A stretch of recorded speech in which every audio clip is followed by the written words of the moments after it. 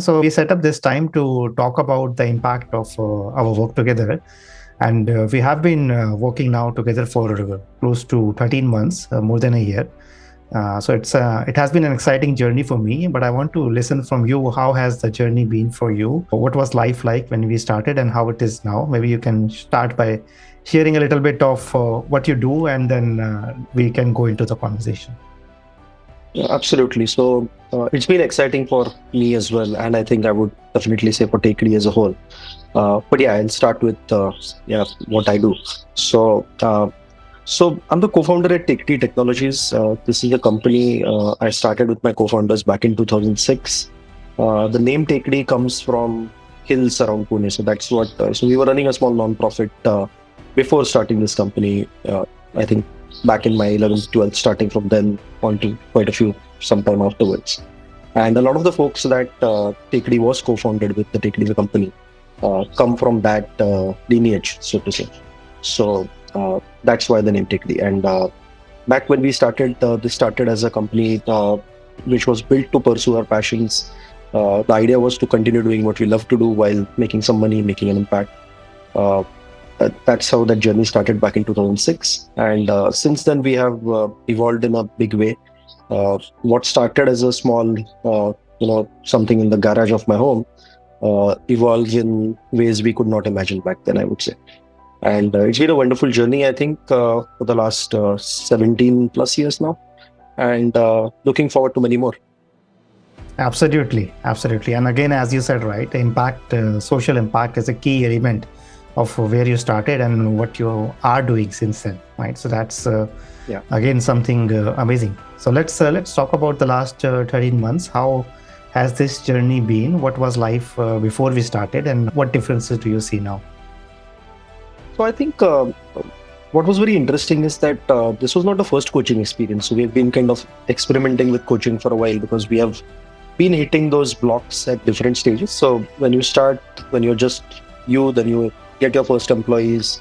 And I think every stage, right, we started hitting our first blocks when we were around 25, 30. And another interesting bit is that none of my co-founders are actually coming from any experience of working in the corporate world. All of us started this out of college. So this was our kind of platform to experiment, fail, get better, improve, learn, do everything right here.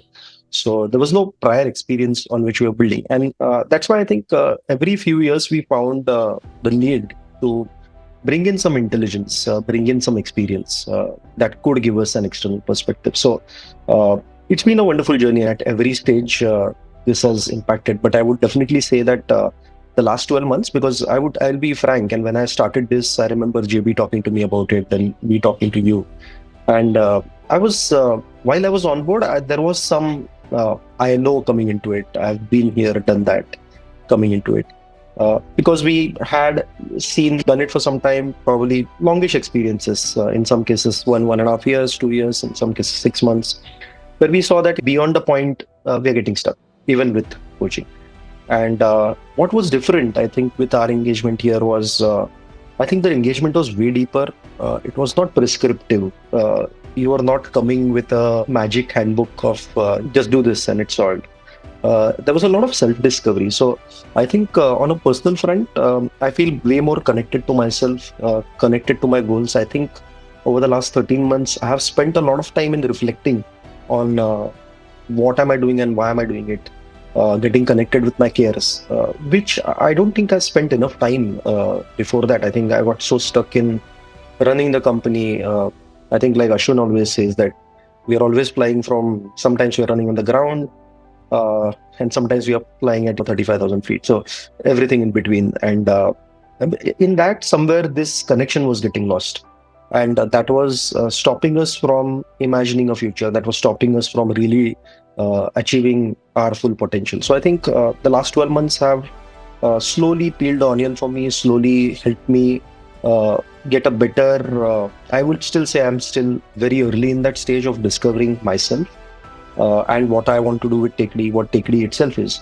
But I would say that the picture is so much clearer. It has given me a lot of confidence. I think personally I've changed a lot. My confidence levels are very different. I was always a pessimist, I would say. I mean, optimist, but always looking at every new thing with a slightly pessimistic eye. But I think now I see opportunities where opportunities are, and even where they are not. So I would say that that's a big change in mindset. And the good thing is that this is reflecting, I think, in my behavior. I think I'm a different person. That's reflecting on how I'm doing conversations with my customers, with my partners, with my team. And it's been a pretty large transformation. And as I said, I think what has been different compared to the earlier coaching experiences is the deep approach that you have, Sumit, where we are meeting every week. Uh, there is a lot of deep dive into the cares, getting to some basic constructs of relationships like promises, the trust factor that comes into play, because I think that being able to build on that trust is super important. And I would say, to kind of finish it off, I think I'm way more focused on building a team and building a company now than doing 5 projects for customers or building 2 products for myself or for the world. But now I'm looking at it in a much wider construct where I'm probably trying to create a culture, create a company that is super exciting to work on, and that company is the engine that is going to change the world. So I'm concentrating on building the engine. Everything else will follow. Yeah, thank you. And I think that itself is a big shift, right? From focusing on execution to focusing on building the engine or building the factory which executes. Can you share a little bit more about those deep insights or deep discoveries that you had about yourself? What is your role here? What are you really doing here? And then how had that translated to very tactical, very real conversations? And what results have that produced for not just for yourself, but also for the organization, for your people as a whole? So I think one major shift I would say is that, as I said, the self-discovery was a key piece. I think the cares conversation that I've had with myself, I've tried to have it from a Tekdi perspective where I've tried to define that.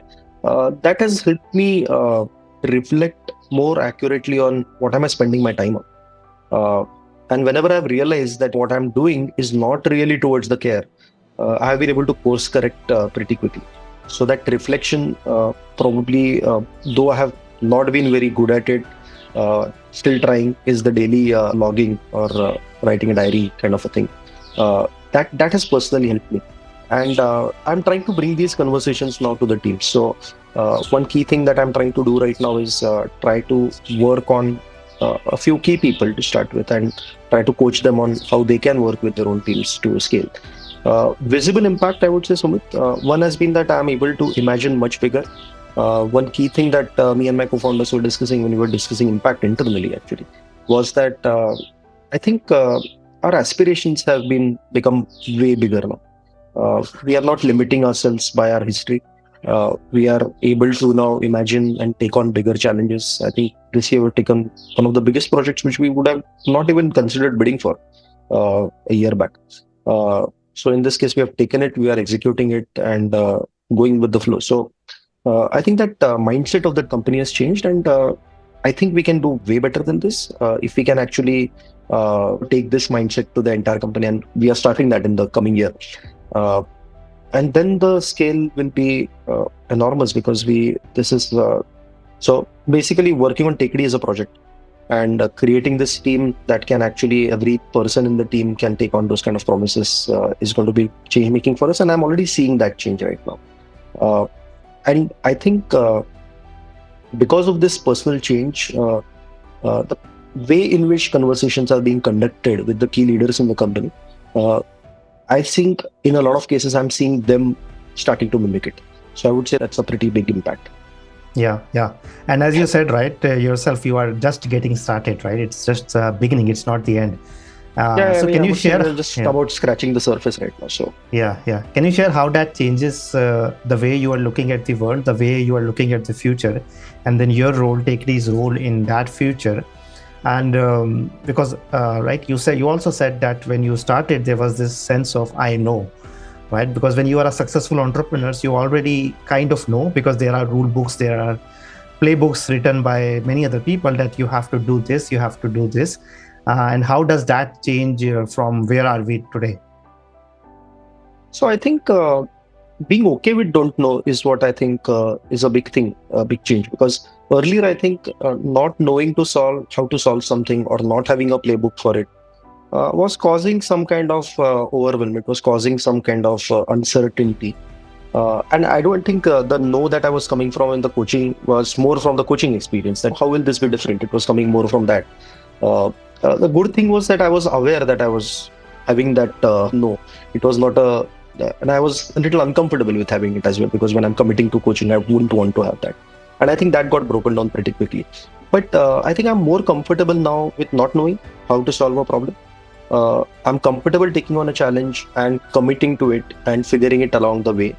I think you have given that example multiple times as to what is commitment, right? The mother-child relationship. When she wants to feed her child, that commitment is 100%. The how is not known, and she's okay with that. The commitment still is 100 or even 110%. So that perspective, I think that change in approach makes me way more comfortable to take on more challenges. It does not necessarily cause an overwhelm right now. It just makes my life more peaceful, because otherwise a lot of times these overwhelms actually freeze you. Nothing happens when you're overwhelmed, and not being overwhelmed for most of the times versus being overwhelmed for the most of the times, that makes you way more productive, I would say, and Yeah. on things that matter. So that's how I would put it.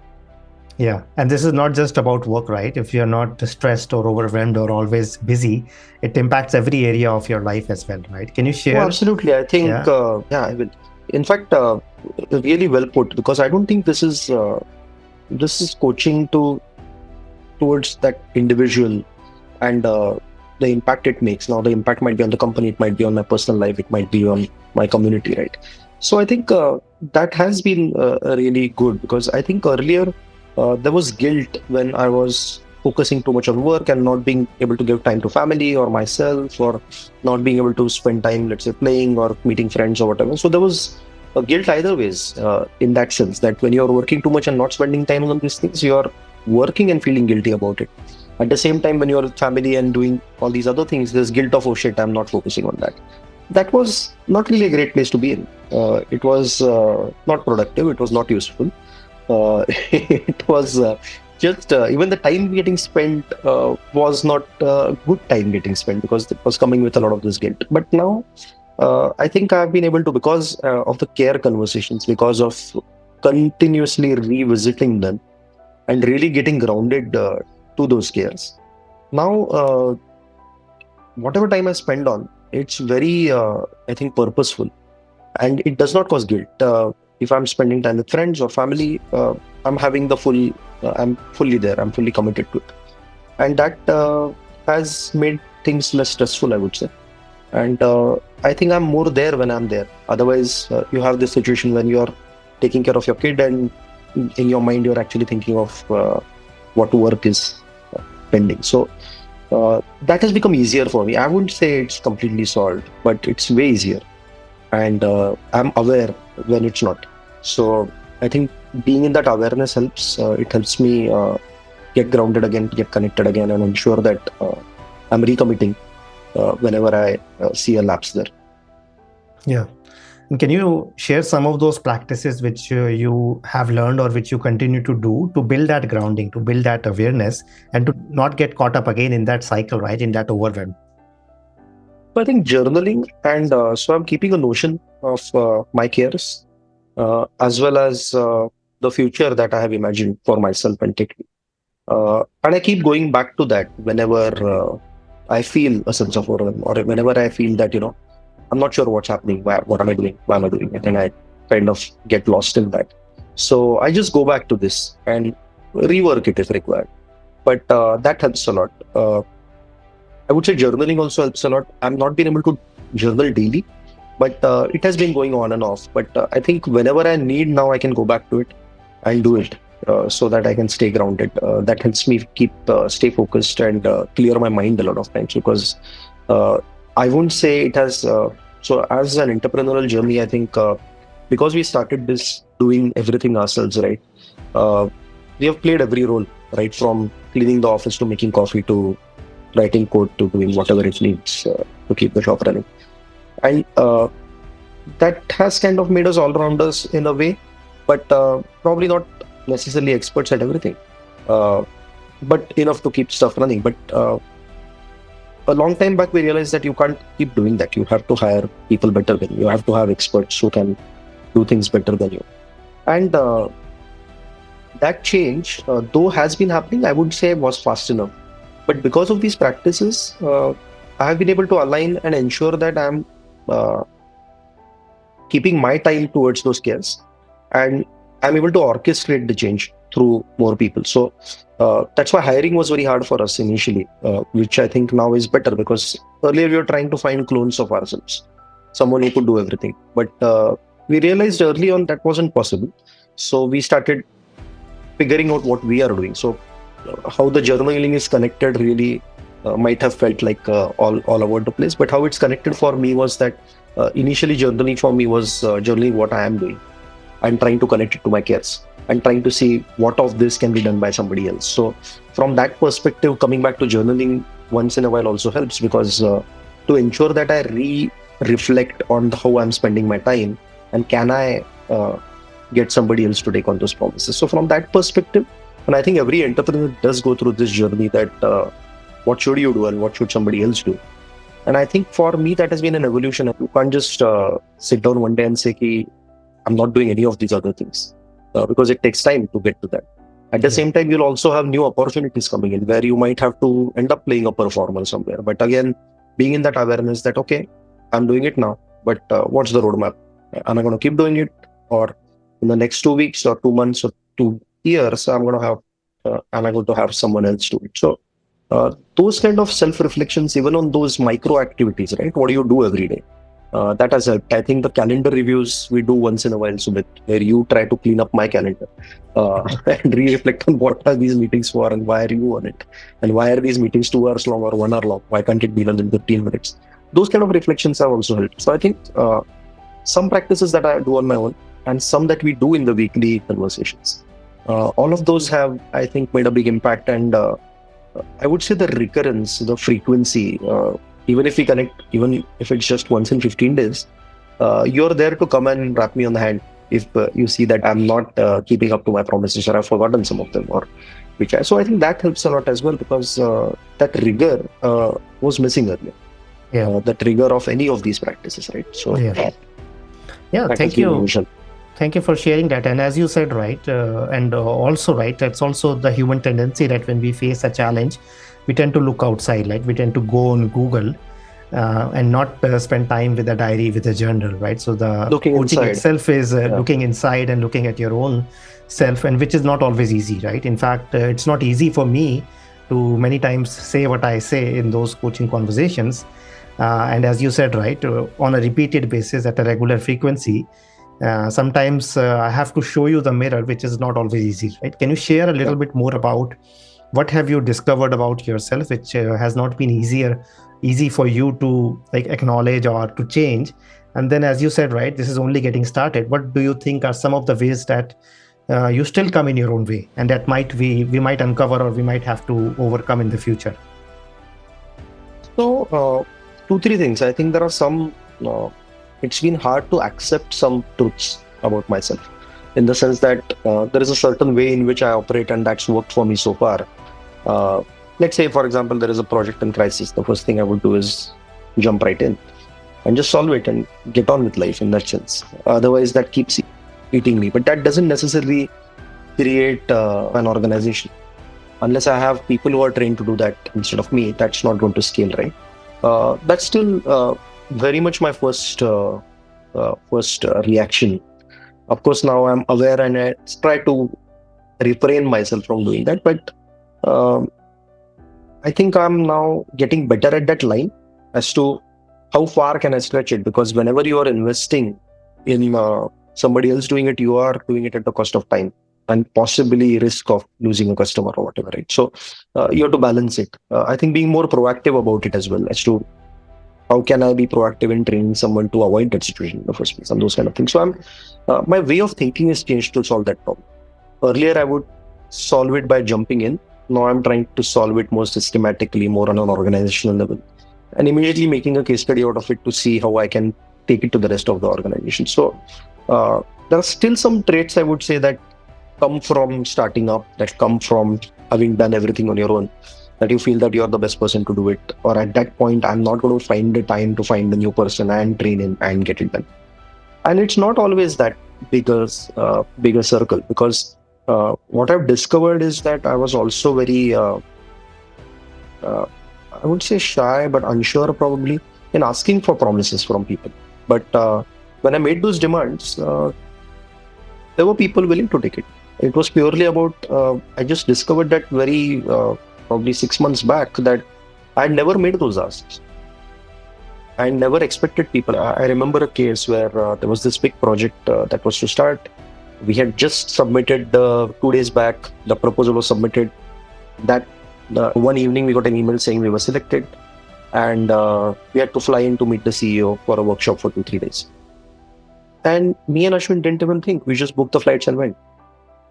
Versus probably only one of us should have done that. We should have taken some performers along. And then we reflected, and this was still while our coaching was going on. So this was not like we had a lot of awareness and now this shouldn't have happened. This was still happening. And then we discovered that, hey, what did we do here? Because now we are the performers. And we don't have anybody who are along with us who we are even investing in teaching. Right? So small things like that. Then we never made those demands that somebody else should travel. Somebody else at least should come with us so that they can become the performers. But after that one awareness, I think every business trip we have made sure that we are taking someone along, they're getting trained, we are making those demands, and actually that's been amazing, a kind of response. People want to be those performers, they want to do this. I thought they would be, I was living under the shell that they will be not willing to go, they will have a problem traveling, they will not be sure how they will present themselves and so on. And these things didn't happen, not so much on the travel, but whether those guys can perform. Because I think this entire team we created, in a lot of places we were performers for so long that they never were primary performance, so that demand was never made for them. So it was like a cyclic issue, right? That they never got the experience. So since then, that has completely changed. Now we are ensuring that there is always somebody else who is the primary performer, not us. Whether it's an online meeting, whether it's a in-person meeting, we are ensuring those kind of practices evolve. So it's so small, right? It is very small, but the impact, the change, and how much time I have freed up for myself. Where I was going just because my face needed to be shown, that's gone away. And now we have multiple faces in the company who are recognized by customers, who are accepted by customers. So phenomenal. And I think this will just triple in the coming few months. And that straight away triples our impact, because one of the main issues to scaling that we had seen was that we don't have enough people facing customers. But we never invested in it, it seems, or we never trusted, or we never asked. And it's not something that took a year, it took like maybe 2 conversations. So that was the missing conversation probably that made this happen.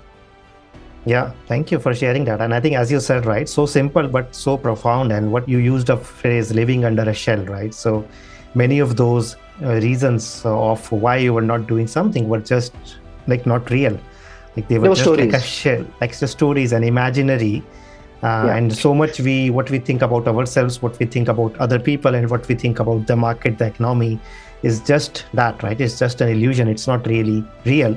And the moment you can break through that, you can, as you said, right, you can see possibilities or opportunities where previously you were seeing crisis. And I think nothing could be true in this phase, right, where a lot of people are talking about recession or a slowdown. And then this could be a huge opportunity as well. Absolutely. In fact, I think since COVID started, I've been seeing only opportunities all around. And it's amazing. And it's also been really great that a lot of this, there were a lot of these core things that we wanted to do for a long time. Because I remember one of our first employees, so we had this tradition of going on treks with people, because we come from the trekking, hiking background. So every year, the organization goes on a trek or an outing.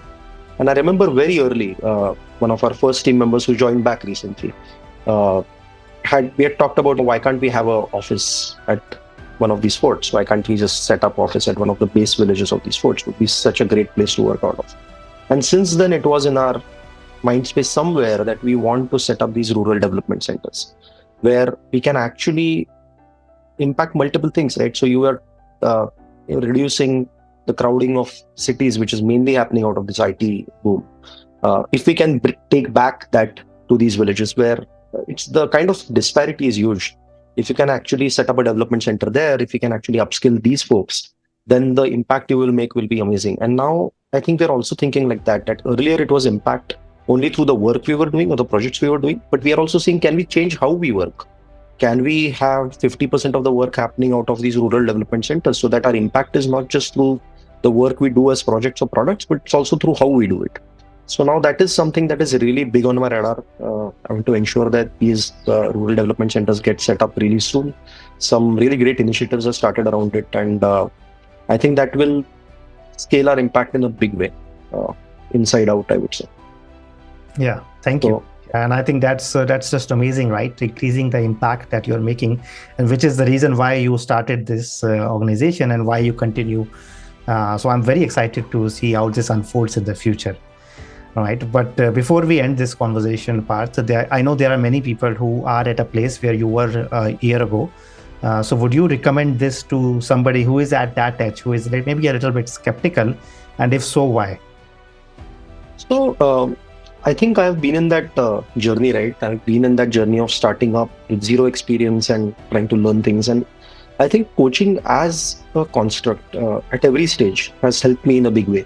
It has helped me unblock my own perceptions, remove those stories that were not working for me. And I think this last year has been phenomenal in discovering myself and really trying to live up to my potential, realize my potential, I would say. So this is definitely something I'm recommending left and right to everyone who is at any stage in life in their entrepreneurial journey. In fact, I would say the earlier they started, the better, because then you have more years to make it happen and make an impact. So definitely, the self-discovery, as I said, Sumit, I think that is so important, because self-discovery and the awareness that comes out of these sessions, I think everything else the entrepreneur is capable of figuring it out, but he needs someone who he can talk to. I won't call it therapy, but yeah, therapy, practical therapy, like you said, a mirror sometimes. But that, and being able to talk freely on a variety of topics, which you would otherwise, as entrepreneurs, I think it's pretty rare up there, in the sense that you don't have anybody to talk to. In fact, even that, right? As co-founders, you end up talking about these, but as you get busy, you don't even talk about these things anymore. And you're just in your own shells trying to figure things out. And when you do talk, you'll talk business, still talk very tactical. So I think multiple reasons, I don't think I said it all, but those 3-4 reasons are enough to recommend. And I would definitely say start this as soon as you can in your entrepreneurial journey, for however much time you can, whatever you can spend on it in terms of time and money is definitely well worth that. And it will give you returns many times over in your personal lives as well as business growth. Thank you, Parth. Right, it's a pleasure. Right, every time you can have a conversation which otherwise is not difficult or not accepted, just that itself is enough, or opens up so much on so many levels, right? And the same for me. I get so much out of our conversations. It's as I always say, right? It's a privilege. It's an honor. It's more than just a job or a task. To be able to create that space. And I look forward to supporting you in this journey in the future as well. Thank you, Parth. Thank you so much. And it's been amazing, and looking forward to many more and scaling many more times. Perfect. Thank you.